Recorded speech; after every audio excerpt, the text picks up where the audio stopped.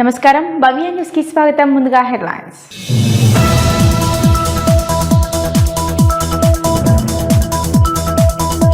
చిన్నశంకరంపేట మండల కేంద్రంలో పార్టీలకు అతీతంగా కొవ్వొత్తుల ర్యాలీ.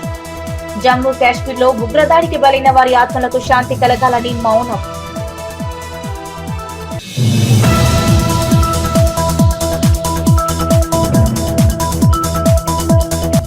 సిద్దిపేట జిల్లా అక్కన్నపేట మండల కేంద్రంలో ROR భూభారతి చట్టంపై అవగాహన. ముఖ్య అతిథిగా హాజరైన రవాణా శాఖ మంత్రి పొన్నం ప్రభాకర్.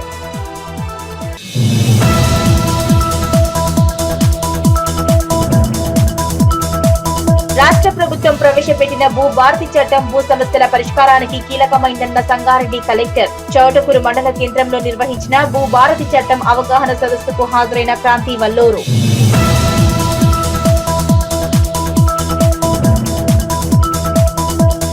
నిజాంపేట మండల కేంద్రంలో శిశు సంక్షేమ శాఖ ఆధ్వర్యంలో బేటీ బచావో బేటీ పడావో పోషణ్ పక్వాడా కార్యక్రమానికి ముఖ్య అతిథులుగా హాజరైన స్థానిక ఎంపీడీఓ రాజ్రెడ్డి.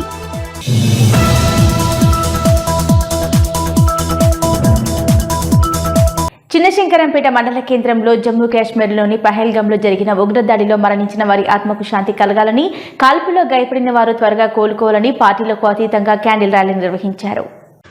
చిన్నశంకరంపేట మండల కేంద్రంలో జమ్మూ కాశ్మీర్లోని పహల్గాంలో జరిగిన ఉగ్రదాడిలో మరణించిన వారి ఆత్మకు శాంతి కలగాలని, కాల్పుల్లో గాయపడిన వారు త్వరగా కోలుకోవాలని ఉగ్రవాద దాడికి నిరసనగా కొవ్వొత్తుల ర్యాలీ పార్టీలకు అతీతంగా నిర్వహించారు. ఈ కార్యక్రమంలో బీజేపీ మండల అధ్యక్షులు పోగులరాజు, బీజేపీ జిల్లా నాయకులు మల్లారెడ్డి, మండల ప్రధాన కార్యదర్శి దశరథ్, సీనియర్ నాయకులు వనం నర్సింహులు, హిందూ సంఘాలు నాయకులు దుర్గం నవీన్ గౌడ్, బీజేవైఎం జిల్లా నాయకులు మధు, మండల ఉపాధ్యక్షులు శ్రీనివాస్, పట్టణ అధ్యక్షుడు ఆకులరాజు, బీజేపీ నాయకులు పెంటాగౌడ్, నర్సింహులు, వివిధ పార్టీల నాయకులు దినకర్, సురేష్, ప్రవీణ్, యాదగిరి, బైలా రాజ్ కుమార్, చిప్పా కృష్ణ, ఆంజనేయులు, నర్సాగౌడ్, చిన్నశంకరంపేట మండలంలోని సంబంధించిన హిందూ సంఘాలు మరియు ప్రజలు పాల్గొన్నారు. కాశ్మీర్లో జరిగినటువంటి సంఘటన ఈ యొక్క భారతదేశంలో ఉన్నటువంటి ప్రజలే కాదు, ప్రపంచంలో ఉన్నటువంటి ప్రజలందరూ కూడా కలత చెందినటువంటి విషయం. ఒక మతానికి చెందినటువంటి వ్యక్తులు మరి ఇంకొక మతానికి చెందినటువంటి వ్యక్తులను టార్గెట్ చేసి మరి నిన్న కాశ్మీర్లో మరి ఏ విధంగా కాల్చి చంపిరో ఈ యొక్క ప్రపంచమంతా చూసింది. మరి ఈ యొక్క మత ఉగ్రవాదాన్ని ఏవైతే కుక్కడ వేళ్లతో పెకిలించాలని ఒక నరేంద్ర మోడీ ఒక కంకణబద్ధుడై మరి ఈ యొక్క కాశ్మీర్ విషయంలో ఆర్టికల్ 370ని ఎత్తివేసి అక్కడ ఉన్నటువంటి ప్రజలను మరి యొక్క ప్రజాస్వామ్యంలో మరి స్వచ్ఛందంగా బతకడానికి మరి చూపించినటువంటి మార్గం మరి కొందరు ఓర్వలేక, కొన్ని దేశాలు ఓర్వలేక, ఈ యొక్క భారతదేశాన్ని డెవలప్మెంట్ చూడలేక మరి ఇక్కడ ఉన్నటువంటి ప్రజలను నానా ఇబ్బందులు పెట్టాలి, వీళ్ళను బాంబులతోని తుపాకులతోని బెదిరించి వీళ్ళను చంపాలి, ఇక్కడ భారతదేశంలో అల్లకొల్లోలం సృష్టించాలనే ఒక కుట్రతో, ఒక కుతంత్రంతో ఇక్కడ ఉన్నటువంటి లౌకిక పార్టీల పేరుతో, ఇక్కడ ఉన్నటువంటి సెక్యులరిజం పేరుతో ఏవైతే పార్టీలు నడుపుతున్న ఓటు బ్యాంకుకు రాజకీయం చేస్తున్నటువంటి కొన్ని పార్టీలు ఏ విధంగా ఆ యొక్క టెర్రరిస్టులకు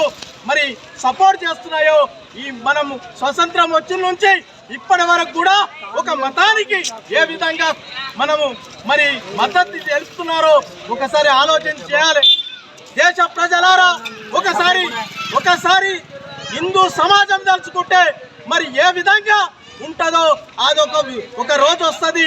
మరి భారతదేశం అంటే ఈ ప్రపంచంలో మరి అన్నం పెట్టినటువంటి దేశం భారతదేశం.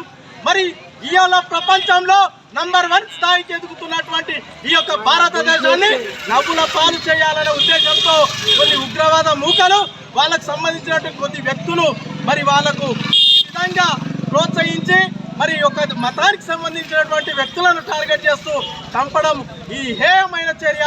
వారి యొక్క కుటుంబాలకు మరి చనిపోయినటువంటి కుటుంబాలకు మనశ్శాంతి, ఆ భగవంతుడు ఆ కుటుంబాలను చల్లగా చూడాలని, మనశ్శాంతిగా ఉంచాలని మేము అందరం కూడా ఈ యొక్క హిందూ సమాజం అంతా, ఈ దేశం యొక్క ప్రజలంతా కోరుకుంటున్నాము. జై భారత్ మాతా కీ జై, భారత్ మాతా కీ జై, భారత్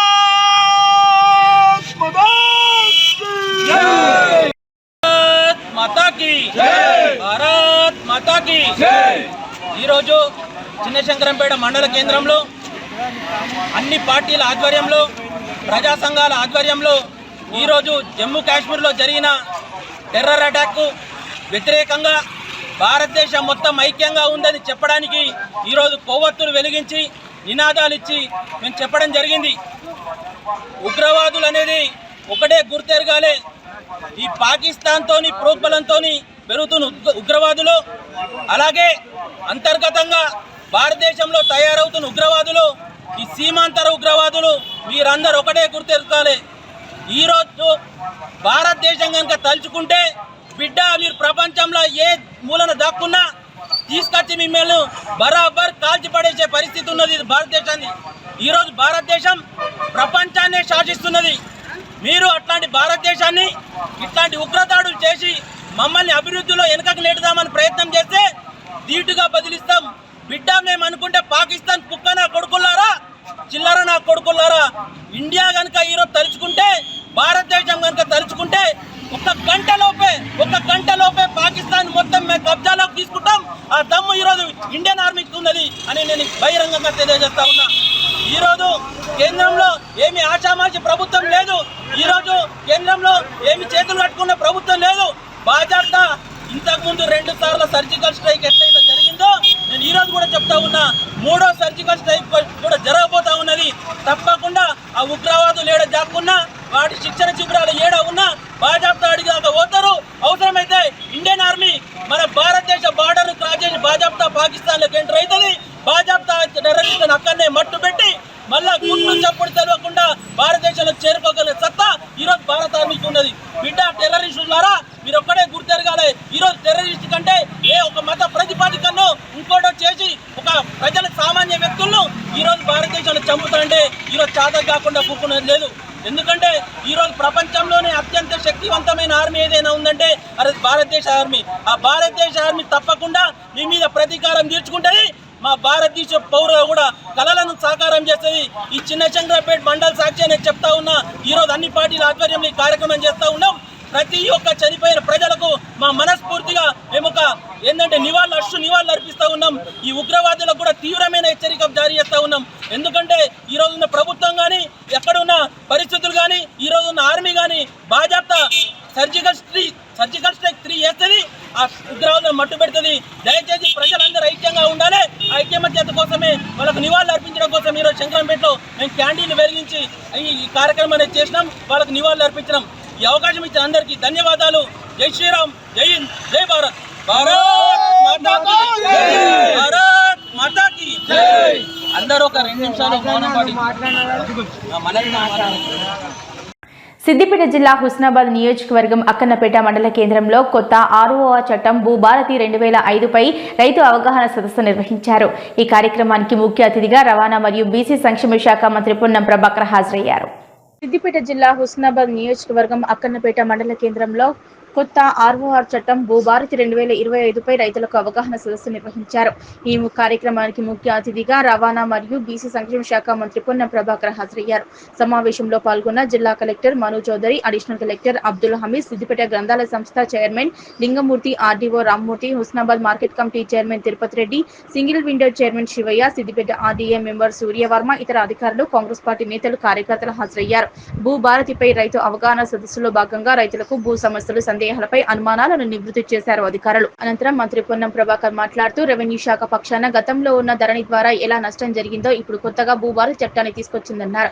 అంటే భూమి అంటేనే ఆత్మగౌరవం, అలాంటి భూమి వివాదాల్లో ఉండడం తదితర అంశాల పరిష్కారానికి ఈ చట్టం ఉపయోగపడుతుందన్నారు.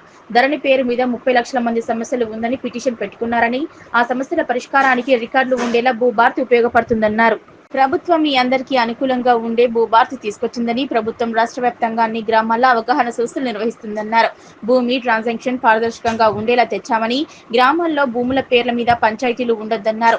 సొంత కుటుంబాల్లోనే భూ పంచాయతీలు అమలవుతున్నాయని, గతంలో నోటు మాట మీద భూములు మార్పులు ఉండేవి కానీ తర్వాత ప్రామిసరీ నోట్లు, రిజిస్ట్రేషన్లు వచ్చాయన్నారు.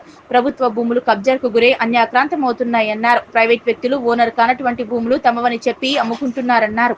జిల్లా కలెక్టర్ మను చౌదరి మాట్లాడుతూ భూభారతి 2020 చట్టంపై అవగాహన కల్పిస్తున్నామని, భూభారతిపై ఈ నెల 17 నుంచి 30 వరకు అవగాహన సదస్సు నిర్వహిస్తున్నామన్నారు. భూభారతి చట్టం గత సంవత్సరం జూలై, ఆగస్టులో ముసాయిదా పెట్టడం జరిగిందని, సలహాలు, సూచనలు, అభ్యంతరాలు స్వీకరించడం జరిగిందని, అసెంబ్లీలో ప్రవేశపెట్టిన తర్వాత చట్టంగా మారిందన్నారు. ఏప్రిల్ 14న భూభారతి పోర్టల్ ప్రారంభమైందని, భూభారతి చట్టంలో రికార్డుల సవరణ చేయడానికి ఆప్షన్ ఉందన్నారు. భూ రికార్డులలో ఎవరి పేరు ఉంది, ప్రభుత్వ భూమిగా ఎలా మారింది, అసైన్ భూమిగా ఎలా మారింది అనే దానిపై ఈ చట్టంలో అన్ని రికార్డులు, పహాని తరహాల కాపీలు తీసుకోవచ్చన్నారు. గత సంవత్సరంలో ఎదుర్కొంటున్న సమస్యలు పరిష్కారం చేయడానికి ప్రభుత్వం ఈ చట్టం తెచ్చిందన్నారు. ఆర్డీఓ దగ్గర ప్రశ్నించే హక్కు ఉంటుందన్నారు. వారు గత 12 సంవత్సరాలు కావచ్చు, ఆ కాల వ్యవధిలో ఎప్పుడైనా 12 సంవత్సరాలు కాస్తులో ఉండుంటే 2020 అక్టోబర్ 12 నుంచి 10 నవంబర్ 2020 మధ్యలో దరఖాస్తు చేసుకొని ఉంటే వీరందరి అప్లికేషన్స్ కూడా పరిగణలోకి తీసుకొని ప్రాసెస్ చేసి వారందరికీ కూడా పట్టా కల్పించవలసిందిగా భూభారతి చట్టంలో ప్రొవిజన్ పెట్టారు. ఇది కాకుండా ఇందాక మాట్లాడేటప్పుడు సర్వే హద్దుల గురించి, భూదారు గురించి చెప్పారు. చాలా వరకు సమస్యలు హద్దులు ఎక్కడ ఉన్నాయి అన్న దాని మీద వివిధ అధికారులు రావటము, డిఫరెంట్ గా చూపించడం జరుగుతూ ఉంది. అందుకని ఇప్పుడు ఏమంటున్నారంటే భూదారులు మనకి ఒక భూమి విస్తీర్ణం ఉందంటే దానికి పర్మనెంట్ బౌండరీస్ ఫిక్స్ అప్ చేసి ఒక కార్డు కూడా ఇవ్వాలి అన్న ఆలోచన ఈ భూదార్ మీద నుంచి భూభారతి యాక్ట్ లో కూడా పెట్టడం జరిగింది. అదే విధంగా ఇంతకు ముందు ఏదైనా తహసీల్దార్ గాని ఆర్డీఓ అపీల్ చేసుకోవాలి అనుకుంటే అసలు ఆ ప్రొవిజన్ లేదు. ఇప్పుడు మనం ఏదైనా తహసీల్దార్ ఒక ఆర్డర్ పాస్ చేశాడు ఒక నెల రోజుల్లో, మనము తహసీల్దార్ గాని ఆర్డీఓ గాని అన్ని అంశాలు పరిగణలోకి తీసుకోలేదు, ఇంకా మన వాదనలు పెండింగ్ లోనే ఉన్నాయి, ఇంకా ఇంకొకసారి హియరింగ్ ఇస్తే బాగుంటది అన్నప్పుడు అపీల్ అనేది జిల్లా స్థాయిలో కలెక్టర్ కావచ్చు, తహసీల్దార్ ఇచ్చిన ఆర్డర్ మీద ఆర్డీఓ లెవెల్లో కూడా అపీల్ ఫైల్ చేసుకునే ప్రక్రియ కూడా ఇందులో ఉంది. ఒకటి క్లారిఫై చేయదలుచుకున్నాను, రైతులు అడ్వకేట్లు కానీ ఎవరినైనా లాయర్ ని సంప్రదించాల్సిన అవసరం లేదు. మీరు స్వయంగా మీ డాక్యుమెంట్లు, మీ రికార్డులు, మీకు సంబంధించిన దస్తావేజులు తీసుకొని వస్తే తప్పకుండా మీ ముందునే ఆ హియరింగ్ కండక్ట్ చేసి దానికి పరిష్కారం అనేది అక్కడికక్కడ ఇవ్వడం జరుగుతుంది. సో కోర్టు చుట్టూ తిరగడం కానీ, అడ్వకేట్లు లాయర్లను హైర్ చేసుకుంటేనే మా భూ పరిష్కారం కానీ సమస్య తీరుతుంది అన్నది ఆ అపోహ అనేది తొలగించేసుకోండి. అదేవిధంగా లాస్ట్ గా మనకి భూ రికార్డులలో అసలు ఎవరి పేరు ఉంది, ఏ సంవత్సరం ఎవరి పేరు మారింది, ఎప్పుడు వాళ్ళ పేరు ఎక్కింది, పట్టా ల్యాండ్ గా ఉన్నది సడన్ గా గవర్నమెంట్ ప్రభుత్వ భూమి అని ఎప్పుడు పడ్డది, అసైన్ భూమిగా ఎప్పుడు పడ్డది, సీలింగ్ సర్ప్లస్ అంటాం, టెనెన్సీ యాక్ట్ ఉంది, ఎన్నో చట్టాలు ఉన్నాయి. ఈ ఎప్పుడు మార్పు జరిగింది అనడానికి కూడా ముందు మీరు రికార్డు చూస్తే గానీ మీకు కూడా అవగాహన కలగదు. ఆ రికార్డ్ కాపీలు ఇంతకు ముందు మనం ఎప్పుడైనా అడిగినప్పుడు డిలే అవుతా ఉండే, లేదంటే ఇవ్వకపోతుండే. ఇప్పుడు మనకి చట్టంలోనే అన్ని రికార్డులు, కాసరా కావచ్చు, పహాణి కావచ్చు, చెసాల కావచ్చు, ప్రతి 10 సంవత్సరాల పహాణి కావచ్చు, ఏ డాక్యుమెంట్ అయినా మీకు అవసరం అనుకుంటే దాని సర్టిఫైడ్ కాపీ తీసుకోవచ్చు. చట్టంలోనే ఆ ప్రొవిజన్ అనేది పెట్టడం జరిగింది. ఈసారి చట్టం వచ్చిన తర్వాత ప్రజలకు కావచ్చు, రైతులకు కావచ్చు, సమస్యలు త్వరితగతిలో పరిష్కారాన్ని జిల్లా స్థాయిలోనే అందచేయాలి అన్న ఉద్దేశంతో ప్రభుత్వం ఈ చట్టాన్ని తీసుకొచ్చింది. ఈ చట్టంలో కూడా మీరు ఇప్పుడు ఈ అవగాహన సదస్సు అటెండ్ అయిన వారందరూ కూడా విస్తృతంగా ఈ చట్టం పట్ల అవగాహన ఉన్నప్పుడు మీరు కూడా డెఫినెట్ గా తహసీల్ ఆఫీసులు కావచ్చు, ఆర్డీఓ దగ్గర ప్రశ్నించే హక్కు ఉంటుంది. మీరు మాట్లాడే దాని మీద కూడా సబ్జెక్ట్ ఉంటుంది, కరెక్ట్ గా మాట్లాడగలుగుతారు, ఇమ్మీడియట్ గా పరిష్కారం అనేది కూడా తీసుకోగలుగుతారు. సో ఈ అవగాహన సదస్సుకి ఈ రోజు వచ్చిన వారందరికి కూడా ముందుగా ధన్యవాదాలు తెలియజేస్తున్నాను. ఇప్పుడే రెవెన్యూ శాఖ పక్షాన గతంలో ఉన్న ధరణి చట్టంతో ఏ విధంగా నష్టం జరిగింది, భూభారతి చట్టం తేవడం ద్వారా రైతాంగానికి ఏ విధంగా భూమి అంటేనే ఒక ఆత్మ గౌరవం, భూమి అంటే మనకు ఒక గుర్తింపు, మన భూమికి మనకున్న సంబంధం పేగు సంబంధం లాగా ఆ విధమైనటువంటి ఒక మమేకం ఉంటుంది భూమికి సంబంధించి.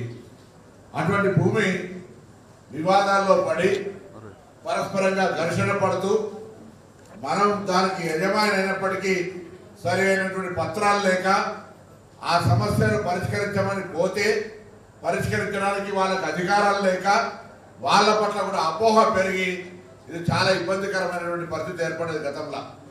అందుకే ఇప్పుడు ఇక్కడ కేంద్ర కలెక్టర్ గారు చెప్పినట్టుగా, కలెక్టర్ గారు చెప్పినట్టుగా దీనికి సంబంధించి ఒక స్పష్టమైనటువంటి విధానం ఇంకా ఏమైనా, ఎందుకంటే ప్రభుత్వం అంటేనే ప్రజల దగ్గర నుంచి అనేక అభిప్రాయాలు మేము వెంటనే ధరణి తీసేస్తా అంటారు కదా అని కొంతమంది అన్నారు. అసలు ధరణిలో ఏం సమస్యలు, ఎందుకు 30-40 లక్షల మంది రైతులు ఈ రాష్ట్రంలో ధరణి పేరు మీద నా భూమికి సమస్య ఏర్పడాలని పిటిషన్ పెట్టుకునే అవసరం ఏమొచ్చింది? దాని తర్వాత గత సంవత్సర కాలంగా జిల్లా కలెక్టర్ల దగ్గరనో, ఎంఆర్ఓల దగ్గరనో, మంత్రుల దగ్గరనో, ఎమ్మెల్యేల దగ్గర భూ పంచాయతీల పిటిషన్లు ఎన్ని వచ్చినాయి?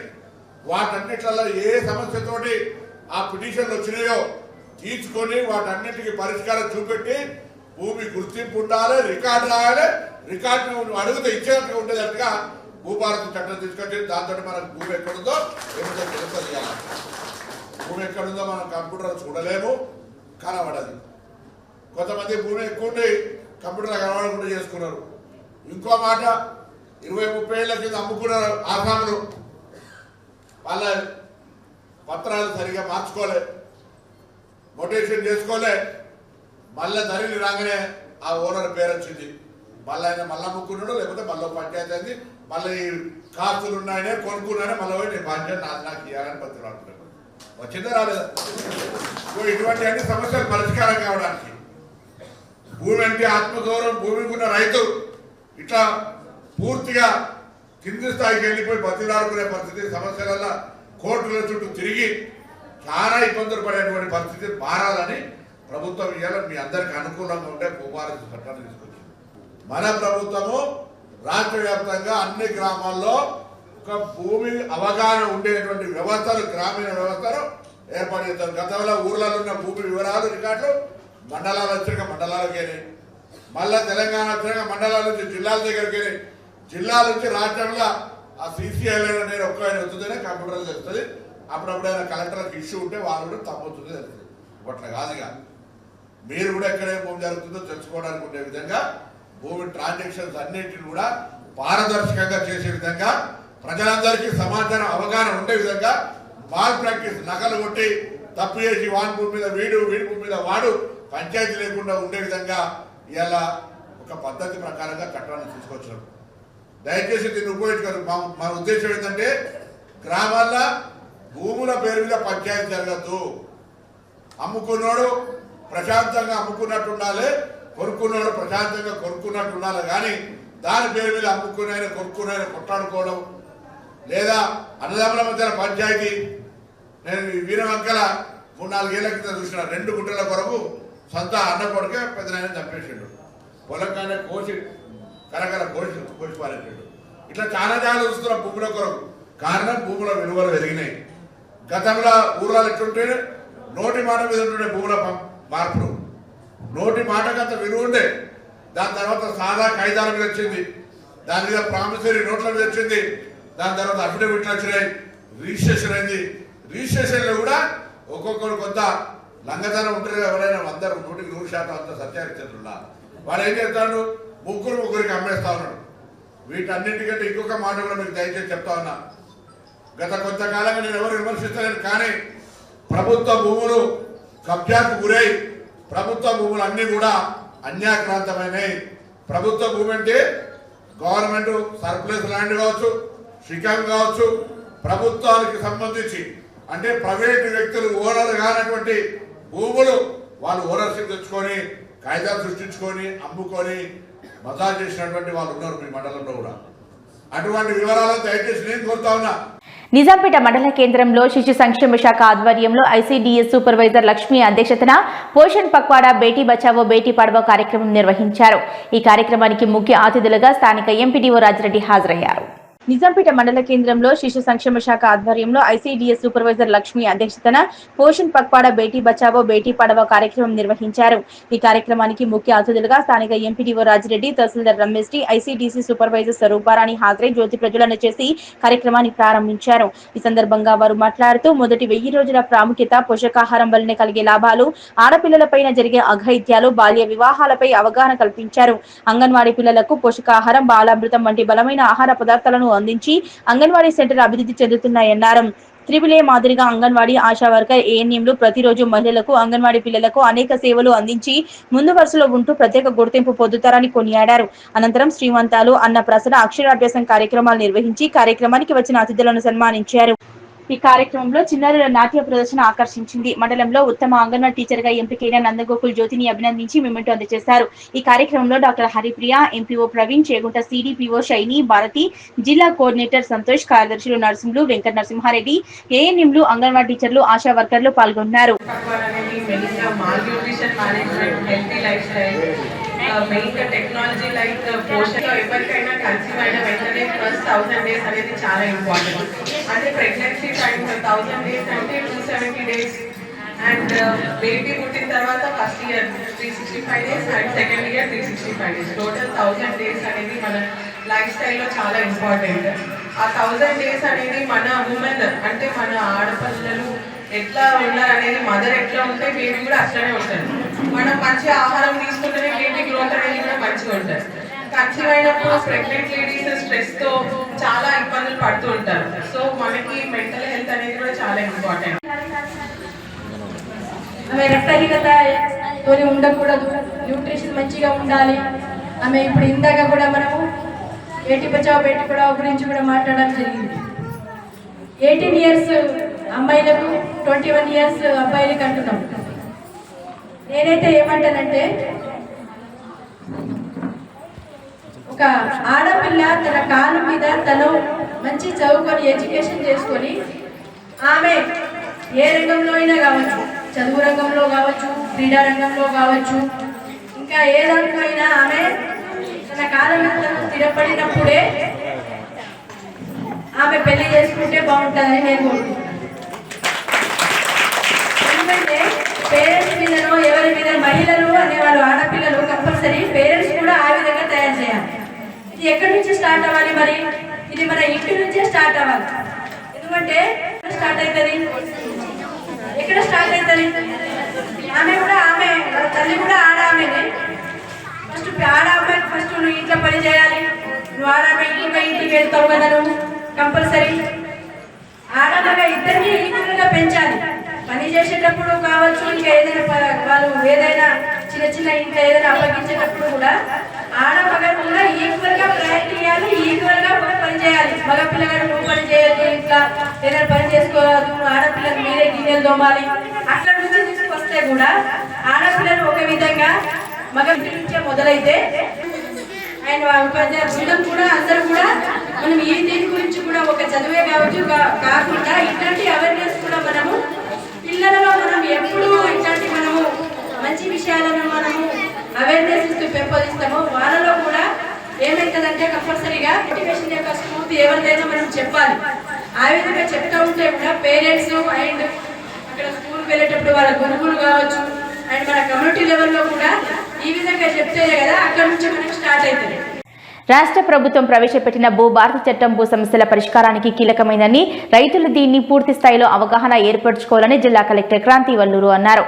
చౌటుకూరు మండలంలోని జెడ్పీ హైస్కూల్లో నిర్వహించిన భూభారతి చట్టం 2025 అవగాహన సదస్సులో ముఖ్య అతిథిగా హాజరయ్యారు. రాష్ట్ర ప్రభుత్వం ప్రవేశపెట్టిన భూభారతి చట్టం భూ సమస్యల పరిష్కారానికి కీలకమైందని, రైతులు దీనిపై పూర్తి అవగాహన ఏర్పరచుకోవాలని జిల్లా కలెక్టర్ క్రాంతి వల్లూరు తెలిపారు. బుధవారం చౌటకూరు మండలంలోని జెడ్పీ హైస్కూల్లో నిర్వహించిన భూభారతి చట్టం 2025 అవగాహన సదస్సులో ముఖ్య అతిథిగా పాల్గొన్నారు. అనంతరం రాష్ట్ర ముఖ్యమంత్రి భూభారతి చట్టంపై సందేశం రైతులకు వినిపించారు. ఈ సందర్భంగా జిల్లా కలెక్టర్ మాట్లాడుతూ భూ సమస్యలు పరిష్కరించడమే లక్ష్యంగా ప్రభుత్వం భూభారతి చట్టం రూపొందించిందన్నారు. ఈ చట్టం రైతులకు చుట్టమని, ఆత్మీయ చుట్టమన్నారు. పారదర్శకత, జవాబుదారీతనం ఈ చట్టం లక్ష్యమన్నారు. భూ సమస్యలను శాశ్వత పరిష్కారమే ధ్యేయంగా ఈ చట్టాన్ని రూపొందించిందన్నారు.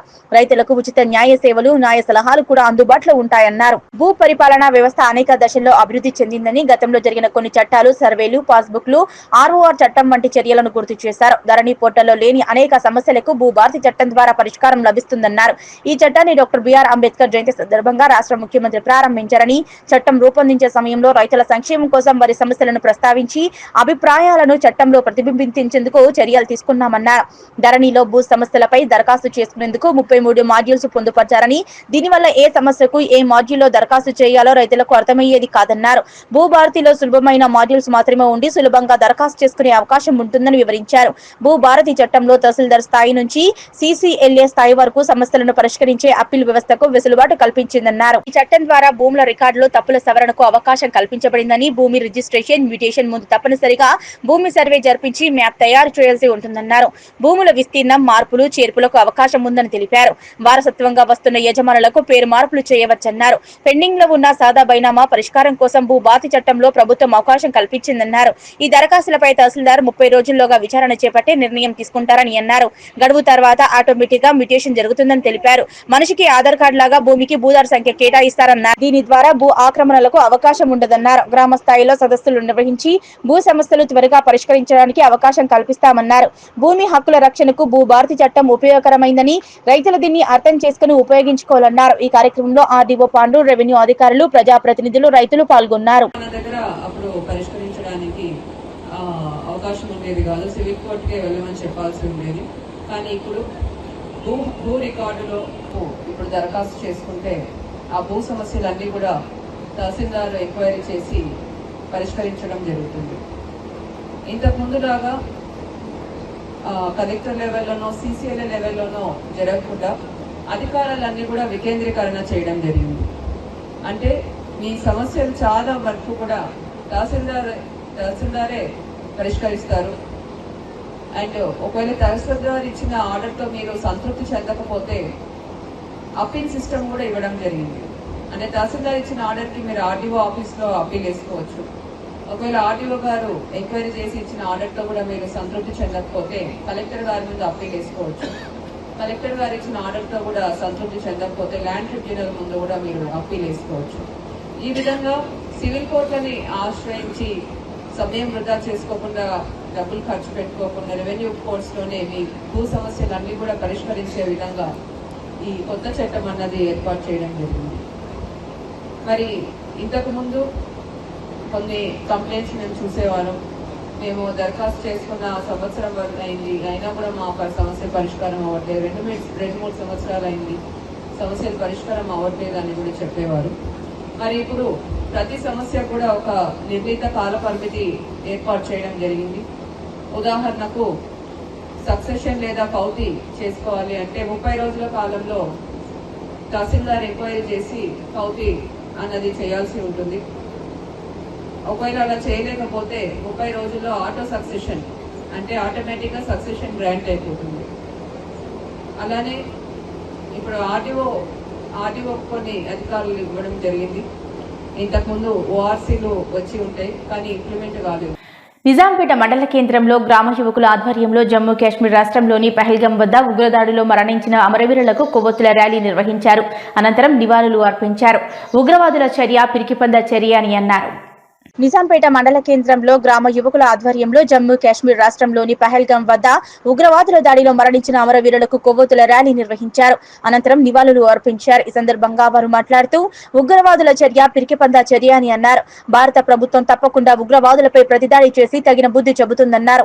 హిందువులను టార్గెట్ చేసి దాడి చేయడాన్ని హిందూ సమాజం ముక్త కంఠంతో ఖండిస్తుందన్నారు. ఈ కార్యక్రమంలో గ్రామ యువకులు సిద్ధరామిరెడ్డి, GP స్వామి, తమ్మలి రమేష్, చల్మిటి నాగరాజు, నరేందర్, మాజీ MPTC పున్నా వెంకటస్వామి, బండారు ప్రశాంత్ గౌడ్, నాయని లక్ష్మణ్, తిరుపతి, వినయ్ గౌడ్, సామల మహేష్, మోహన్ రెడ్డి, గేరిగంటి బాబు, రంజిత్ గౌడ్ పాల్గొన్నారు. నిన్న జరిగినటువంటి ఉగ్రవాద చర్యలకు చనిపోయినటువంటి వారికి ఈరోజు కొవ్వొత్తుల ర్యాలీ ద్వారా వారికి ఆత్మకు శాంతి చేకూరాలన్నటువంటి ఒక మౌనోత్తమైనటువంటి లక్ష్యంతో ఈ కొవ్వొత్తుల ర్యాలీ నిర్వహించడమైనది. మరి ఏదైతే యావత్ భారతదేశం దిగ్భ్రాంతికి గురైనటువంటి సంఘటన, ఇటు సంఘటనపై మరి శాంతి భద్రతలను ఇంకా ఏ విధంగా చేపట్టాలన్నటువంటి ఉద్దేశంతో భారత ప్రభుత్వం చాలా తీవ్రంగా చర్చిస్తుంది. మరి అత్యంత దారుణమైనటువంటి విషయము.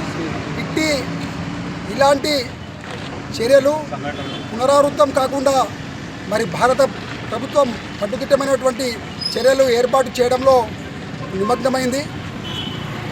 నిన్న ఎవరైతే మరణించినటువంటి వారికి అందరికీ కూడా ఆత్మశాంతి చేకూరాలని భగవంతునితో కోరుతూ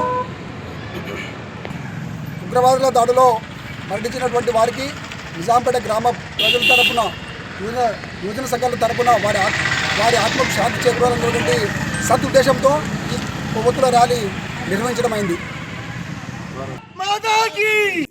జమ్మూ కాశ్మీర్లోని పహల్గాం ప్రాంతంలో ఉగ్రవాదులు హిందువులపై జరిపిన కిరాతక దాడిలో అమాయక ప్రజలు ప్రాణాలు కోల్పోవడం చాలా బాధాకరమని మేడ్చల్ కాపు సంఘం నాయకులు అన్నారు. ఈ దారుణ ఘటన నిరసనగా మేడ్చల్ మున్సిపాలిటీ పరిధిలో కొవ్వొత్తుల ర్యాలీ నిర్వహించారు. జమ్మూ కాశ్మీర్లోని పహల్గాం ప్రాంతంలో ఉగ్రవాదులు హిందువులపై జరిపిన కిరాతక దాడిలో అమాయక ప్రజలు ప్రాణాలు కోల్పోవడం చాలా బాధాకరమని మేడ్చల్ కాపు సంఘం నాయకులు అన్నారు. ఈ దారుణ ఘటనకు నిరసనగా మేడ్చల్ మున్సిపాలిటీ పరిధిలోని కేఎల్ఆర్ వెంచర్లో గల శివాజీ విగ్రహం నుంచి బస్టాండ్ మీదుగా వివేకానంద విగ్రహం వరకు నల్ల బ్యాడ్జీలు ధరించి కొవ్వొత్తులతో నిరసన ర్యాలీ చేపట్టారు. ఉగ్రవాదం నశించాలి, హిందువుల ఐక్యత వర్ధిల్లాలి అంటూ నినాదాలు చేస్తూ శాంతియుత వాతావరణంలో ర్యాలీ చేశారు. ర్యాలీలో అందరూ స్వచ్ఛందంగా పాల్గొని హిందువులపై జరిగిన హత్యాకాండకు నిరసనగా తమ నిరసనను తెలియజేశారు. ఈ సందర్భంగా వారు మాట్లాడుతూ దేశాన్ని అల్లకల్లోలం చేసేందుకు గాను కొన్ని ఉగ్రవాద సంస్థలు హిందువులను మతపరంగా గుర్తించి తుపాకులతో కాల్చి చంపిన వారి ఆత్మకు శాంతి కలగాలని, అలాగే గాయపడిన వారు త్వరగా కోలుకోవాలని ఆ భగవంతుడిని ప్రార్థిస్తున్నట్లు తెలిపారు. పహల్గాంలో జరిగిన ఉగ్రవాదుల దాడి హిందువులు తీవ్రంగా దిగ్భ్రాంతికి గురికావడం జరిగిందన్నారు. ఇది క్షమించరాని నేరమని, క్రూరమైన చర్య అని, ఇలాంటి చర్యలకు తలవంచే ప్రసక్తే లేదని, జాతీయ ఐక్యమత్యంతో సమూలంగా నిర్మించాలని దృఢ విశ్వాసాన్ని వ్యక్తం చేశారు. దాడిలో ప్రాణాలు కోల్పోయిన కుటుంబాలకు ప్రగాఢ సానుభూతి తెలిపారు. హిందువులందరూ కూడా ఏకతాటి మీద ఉండి ఈ ఉగ్రమూకల్ని నశింపజేయాలని ప్రధానమంత్రి గారికి మా కమిటీ తరఫున తెలియజేస్తున్నాం. హిందువుల ఐక్యత దాడిని ఖండిస్తూ ఈరోజు మేడ్చల్ పట్టణంలో హిందువులపై జరిగినటువంటి ఇలాంటి ఉగ్రవాదులు జరిపినటువంటి ఈ పాశవిక చర్య ఏదైతే ఉందో దీనిని ఖండిస్తూ ఈరోజు కొవ్వొత్తుల ర్యాలీ చేయడం జరుగుతుంది.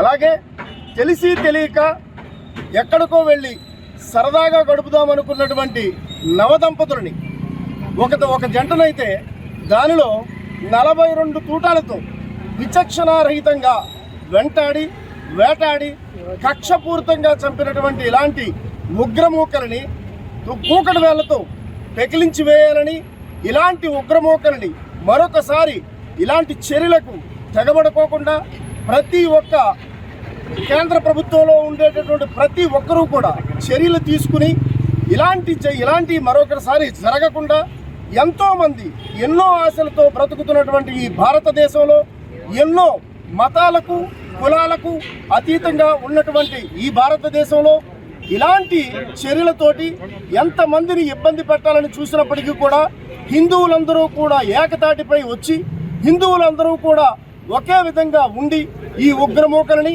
తరిమికొట్టే విధంగా హిందువుల యొక్క ఐక్యత చాటాలని ఈ విధంగా జరిగేటటువంటి దానిని ప్రతి ఒక్కరూ కూడా ఖండించాలని ఈరోజు మేడ్చల్ పట్టణంలో ప్రతి ఒక్కరికి కులాలకి మతాలకి అతీతంగా జరుగుతున్నటువంటి ఈ కొవ్వొత్తుల ర్యాలీలో ప్రతి ఒక్కరూ కూడా పాల్గొంటారని, ప్రతి ఒక్క హిందువు కూడా తమ యొక్క సంఘీభావం తెలియజేస్తారని జమ్మూ కాశ్మీర్ పహల్గాంలో హిందూ యాత్రికులపై జరిగిన ఉగ్రదాడికి నిరసనగా మెదక్ జిల్లా కొల్చార మండలం పోతంశెట్టిపల్లి గ్రామ యువత ఆధ్వర్యంలో పోతంశెట్టిపల్లి కెనరా బ్యాంకు నుంచి టీ జంక్షన్ వరకు కొవ్వొత్తులతో ర్యాలీ నిర్వహించారు. ఈ అవానమీయ ఘటన సంఘీభావం తెలిపారు. జమ్మూ కాశ్మీర్ పహల్గాంలో హిందూ యాత్రికులపై జరిగిన ఉగ్రదాడికి నిరసనగా బుధవారం మెదక్ జిల్లా కొల్చార మండలం పోతంశెట్టిపల్లి గ్రామ యువత ఆధ్వర్యంలో పోతంశెట్టిపల్లి కెనరా బ్యాంకు నుంచి టీ జంక్షన్ వరకు కొవ్వొత్తుల ర్యాలీ నిర్వహించారు. ఈ అమానవీయ ఘటనకు సంఘీభావం తెలిపారు. భవిష్యత్తులో ఏదైనా దాడి జరపాలంటే భయపడేలా ఉగ్రమూకలను అంతమొందించాలని కేంద్ర ప్రభుత్వాన్ని కోరారు. ఈ దేశానికి ఈ దాడిని అంతా ఖండిస్తుందని, ప్రాణాలు కోల్పోయిన అమరులందరికీ అశ్రు నివాళులను అర్పించారు.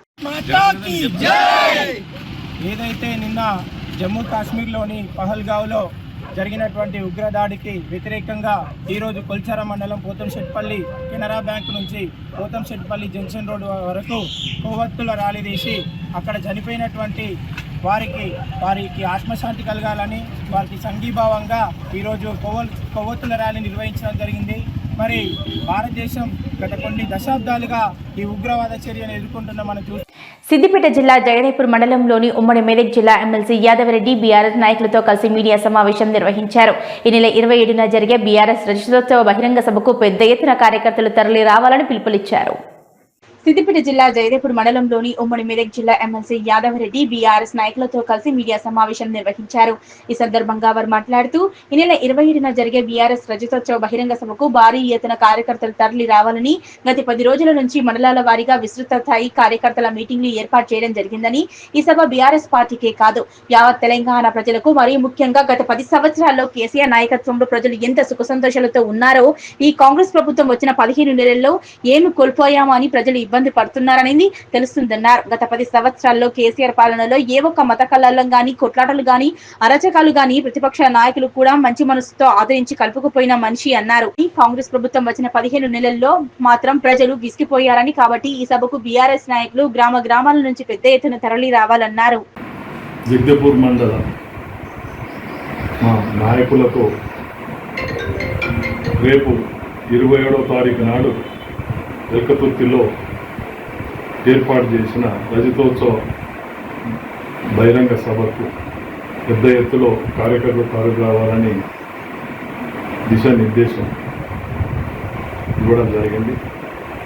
గత 10 రోజులుగా నేను అన్ని మండలాలలో కూడా విస్తృత స్థాయి కార్యకర్తల మీటింగ్లు ఏర్పాటు చేసుకొని, ఎందుకంటే ఈ సభ బీఆర్ఎస్ పార్టీకే కాదు యావత్ తెలంగాణ ప్రజలకు, మరీ ముఖ్యంగా గత 10 సంవత్సరాలు కేసీఆర్ నాయకత్వంలో ప్రజలు ఎంత సుఖసంతోషంతో ఉన్నారో ఈ 15 నెలల రోజుల కాలంలో ఏం కోల్పోయినామన్నది ప్రజలంతా ఇబ్బంది పడుతున్న సందర్భంలో ఈ సభకు చాలా ప్రాముఖ్యత ఏర్పడ్డది.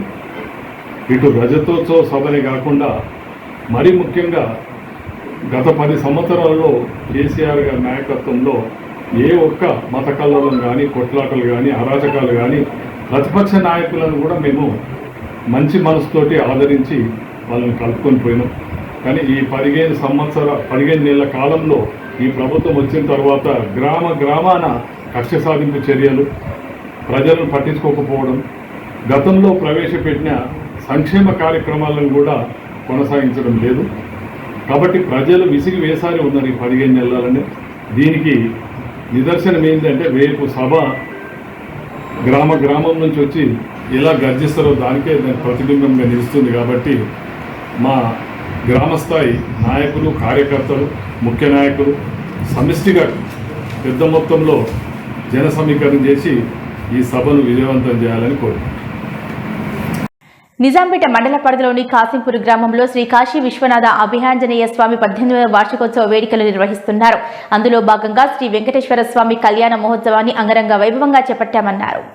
నిజాంపేట మండల పరిధిలోని కాసింపూర్ గ్రామంలో శ్రీ కాశీ విశ్వనాథ అభయాంజనేయ స్వామి 18వ వార్షికోత్సవంలో భాగంగా శ్రీ వెంకటేశ్వర స్వామి కళ్యాణ మహోత్సవం అంగరంగ వైభవంగా చేపట్టారు. ఈ సందర్భంగా వారు మాట్లాడుతూ ప్రతి సంవత్సరం అభయాంజనేయ స్వామి ఆలయంలో పుణ్యవచనం, గణపతి హోమం, అభిషేక కార్యక్రమాలతో పాటు శ్రీ వెంకటేశ్వర స్వామి కళ్యాణ మహోత్సవాన్ని అంగరంగ వైభవంగా నిర్వహిస్తామని, ఈ కళ్యాణ మహోత్సవంలో గ్రామస్తులు అధిక సంఖ్యలో పాల్గొని స్వామివారి కృపకు పాత్రులయ్యారన్నారు.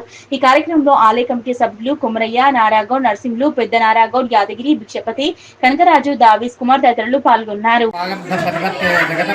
వందే పార్వతీ పరమేశ్వరం. కాశీపూర్ నిజాంపేట మండల్ మెదక్ జిల్లాలో ఈరోజు కాశీపూర్ గ్రామంలో 18వ వార్షికోత్సవం కాశీ విశ్వనాథ స్వామి అభయాంజనేయ స్వామి 18వ వార్షికోత్సవం గ్రామ ప్రజల చేత, ఆలయ కమిటీ వారి చేత, కాశీపూర్ గ్రామ ప్రజల చేత ఈరోజు 18వ వార్షికోత్సవం నిర్ణయించుకున్నాము. గణపతి పూజ, గో పూజ, పుణ్యావాచనము, అభిషేకము, మహాగణపతి హవనము, శ్రీ వెంకటేశ్వర స్వామి కళ్యాణోత్సవం నిర్వహించుకున్నాము. స్వస్తి. సిద్దిపేట జిల్లా జగదేపూర్ మండల బీఆర్ఎస్ మండల పార్టీ అధ్యక్షులు పన్నుగట్ల శ్రీనివాస్ గౌడ్ కాలు జారి కింద పడడంతో కాలుకు ఆపరేషన్ అయింది. విషయం తెలుసుకున్న ఉమ్మడి మెదక్ జిల్లా ఎమ్మెల్సీ వంటూరు యాదవరెడ్డి శ్రీనివాస్ ని పరామర్శించారు. సిద్దిపేట జిల్లా జయదేవ్పూర్ మండలం బీఆర్ఎస్ పార్టీ మండల అధ్యక్షులు పనిగట్ల శ్రీనివాస్ గౌడ్ కాలు జారి కింద పడడంతో కాలుకు ఆపరేషన్ అయింది. దీంతో విషయాన్ని టీఆర్ఎస్ నాయకులతో తెలుసుకున్న ఉమ్మడి మెదక్ జిల్లా ఎమ్మెల్సీ వంటేరు యాదవ్ రెడ్డి శ్రీనివాస్ ఎలా ఉన్నావని పలకరించి ఆపరేషన్ చేసిన డాక్టర్తో అతను తన ఫ్రెండ్ అని డాక్టర్తో మాట్లాడి త్వరలోనే కోలుకుంటానని చెప్పి మనోధైర్యాన్ని ఉండాలని తెలిపారు.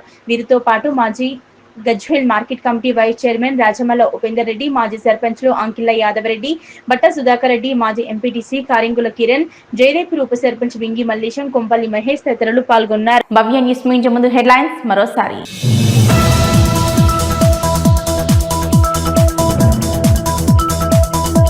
చిన్నశంకరంపేట మండల కేంద్రంలో పార్టీలకు అతీతంగా కొవ్వొత్తుల ర్యాలీ. జమ్మూ కాశ్మీర్లో ఉగ్రదాడికి బలైన వారి ఆత్మలకు శాంతి కలగాలని మౌనం.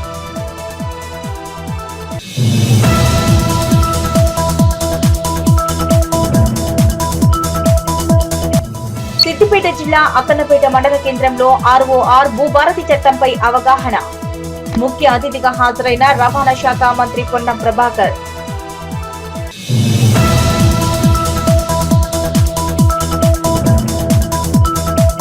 రాష్ట్ర ప్రభుత్వం ప్రవేశపెట్టిన భూభారతి చట్టం భూ సమస్యల పరిష్కారానికి కీలకమైందన్న సంగారెడ్డి కలెక్టర్. చౌటకూరు మండల కేంద్రంలో నిర్వహించిన భూభారతి చట్టం అవగాహన సదస్సుకు హాజరైన క్రాంతి వల్లూరు.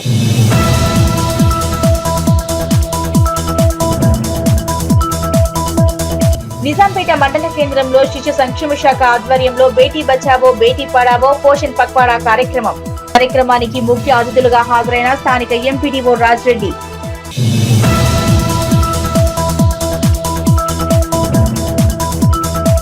ఇవి ఇప్పటివరకున్న అప్డేట్స్. నమస్కారం.